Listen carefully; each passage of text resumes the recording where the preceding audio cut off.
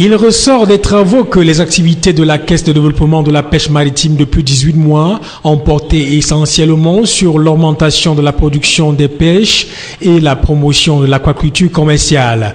L'exercice 2014 a permis également la mise en œuvre du plan d'action triennal 2013-2015 de la CDPM avec au bout du compte un résultat satisfaisant tant sur le plan des recettes que celui des dépenses. En œuvre des activités de 2014 ont permis de consolider les activités de production des alevins et de poissons de table à l'unité pilote d'aquaculture intensive de l'Ouababa.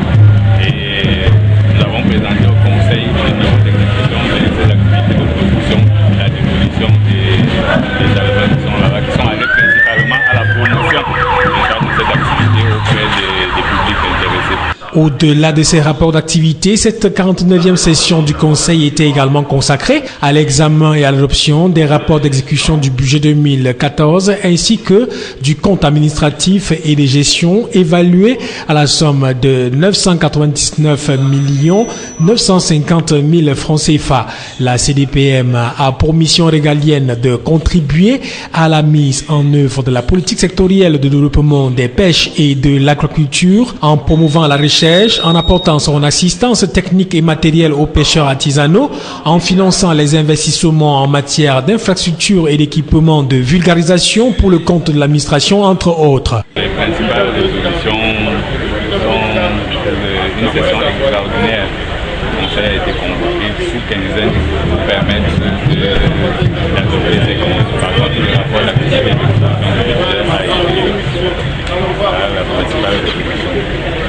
Malgré les difficultés qui ont freiné le transfert des technologies, plusieurs autres réalisations ont été faites, notamment la modernisation du système de production en aquaculture, la mise en place progressive des circuits d'approvisionnement en intrants, ainsi que la fourniture des marchés en poissons d'aquaculture.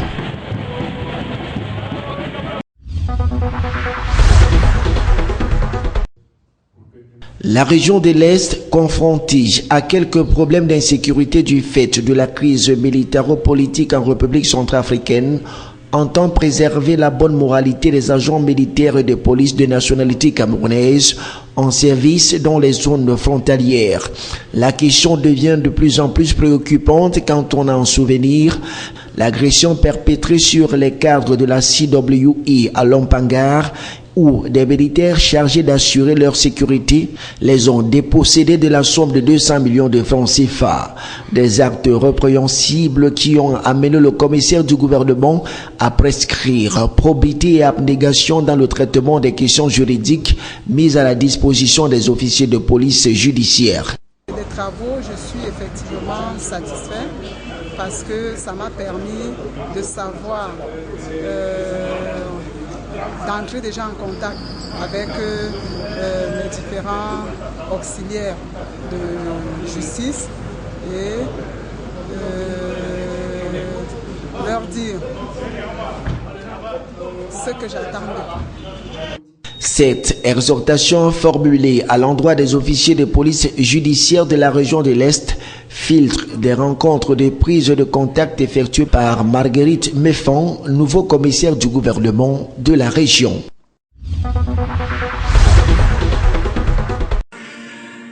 Sur 100 véhicules en circulation dans la région de l'Est, plus de 70 ne sont pas assurés et plus de 60 personnes détentrices des assurances vie n'ont pas remis à jour leur police d'assurance.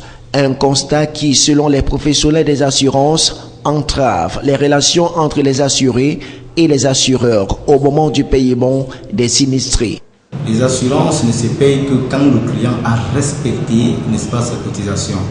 Et qu'en prenant son contrat au départ, en sollicitant un contrat au départ, avait donné toutes les informations réelles sur son état de santé.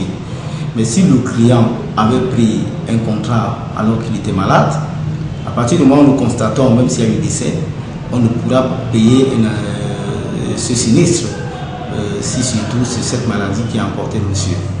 C'est pour trouver des palliatifs à cette situation que les professionnels des assurances ont invité sur la table des discussions les forces de maintien de l'ordre, les assurés et les magistrats. Au menu des échanges, la redéfinition du rôle des parties prenantes, l'explication du bien fondé de l'assurance et de la carte rose CEMAC. En général, nous avons parlé de la carte rose CEMAC, qui est l'assurance transfrontalière. Nous avons la CEMAC qui regroupe un certain nombre de pays avec des échanges entre nous, des personnes, des biens, des marchandises et qui peuvent causer des accidents dans le territoire étranger.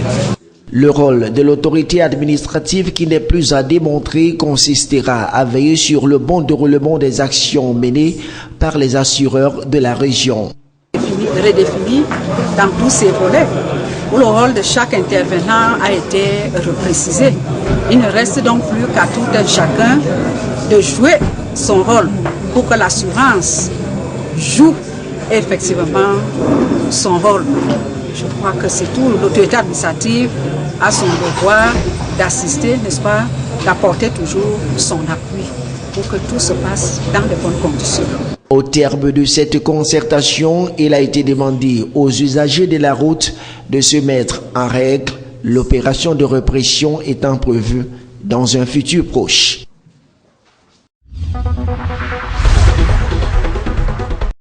Après les régions du centre, du sud et de l'ouest, les porteurs du projet PIDMA ont mis le cap ce 29 juin 2015 dans la capitale économique pour une réunion technique de sensibilisation impliquant tous les acteurs intervenant dans la mise en œuvre du dit projet. Il s'agit entre autres des institutions financières, des organisations paysannes, les représentants des coopératives agricoles et les membres de la société civile. Tous, à travers les échanges qui ont ponctué la rencontre de Douala, ont pu avoir une meilleure compréhension du projet PIDMA. Et pour assurer son implémentation dans les régions du littoral et du sud, une équipe dynamique constituée d'hommes et de femmes a été mise sur pied par le délégué régional de l'agriculture pour le littoral et le coordonnateur national du PIDMA. 4 unités de coordination régionale, dont celle du littoral sud-ouest, dont j'assure la coordination. Ma mission, il s'agit de quoi? D'identifier les coopératives, les appuyer à l'élaboration de leur business plan. Maintenant que le business plan est élaboré, on les accompagne dans la mise en place et l'exécution de leur projet, en identifiant les acheteurs, en les aidant à élaborer le contrat et en permettant d'exécuter ce qu'on appelle le marché gagnant. Donc la subvention, les apportant la subvention du PIDMA, en travaillant avec eux pour que les banques puissent les accorder leur crédit et pour que les acheteurs puissent passer des commandes de l'État. Le PIDMA, le projet d'investissement et de développement des marchés agricoles, est une initiative conjointe du gouvernement camerounais et de la Banque mondiale dont la vision est d'améliorer la productivité et la compétitivité des chaînes de valeur du maïs, du manioc, du sorgho et d'accroître la production pour répondre à la demande en matières premières locales exprimée par les agrobusiness. Le projet qui a vu le jour le 28 janvier 2015 dernier va s'étaler sur 5 ans avec une possibilité d'octroi de crédit à 350 coopératives agricoles.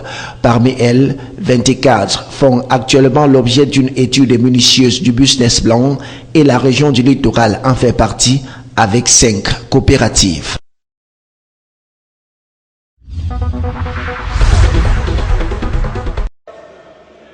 Ils se sont rendus massivement au Centre national de la jeunesse et des sports de Garoua pour prendre part à la première édition du championnat régional de karaté Shotokan.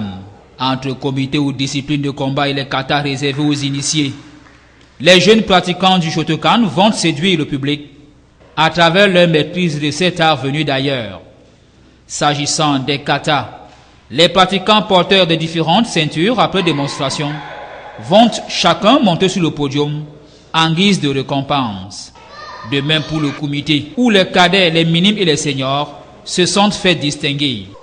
Le Cameroun ne se limite pas seulement au sud, il y a des bonnes choses au nord et je souhaiterais que les enfants, un peu certains qui sont ici présents avec nous, sortent du lot et qu'ils aillent vraiment montrer au niveau des compétitions nationales qu'on le pratique aussi bien ici que dans toutes les autres régions. La compétition de Garoua permettra aussi de sélectionner les potentiels compétiteurs pour le prochain championnat national de Shotokan. À un certain moment, on a pensé que le karaté dans le Nord était déjà mort, mais là, on est très très surpris du niveau des athlètes. Et je pense qu'il y a certains qui bénéficieront d'une présélection à l'équipe nationale junior. Il faut cependant relever que le développement du Shotokan a encore du chemin à faire dans la région du Nord Cameroun.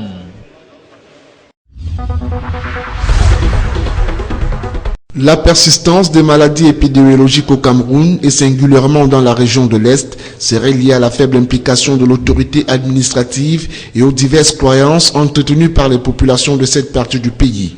C'est donc pour leur donner la vraie information, afin de faciliter la sensibilisation des couches sociales sur l'importance que revêt la vaccination des enfants de 0 à 11 mois et les femmes enceintes, que les hommes des médias ont été conviés sur la table des échanges. Presse, c'est le quatrième pouvoir. C'est la communication. Et on ne saurait faire une activité communautaire comme la vaccination sans que ceux-mêmes qui sont chargés de communiquer 24 heures sur 24, qui sont au contact des populations, n'aient la bonne information de ce que le gouvernement voudrait passer comme message et susciter au sein des populations et des communautés. Dans ce sens donc, cette journée avec l'appui de l'OMS a été organisée. En prélude à la 5e semaine africaine de vaccination, prévue dans un futur proche, les journalistes devront être capables de faire savoir aux populations que la vaccination, par exemple de routine, donne un bon état de santé et une bonne croissance à l'enfant. Il importe toutefois de préciser que les populations de l'Est gagneraient à vacciner leurs enfants, y compris ceux des réfugiés, pour réduire le taux de mortalité et de morbidité encore élevé dans cette partie du Cameroun.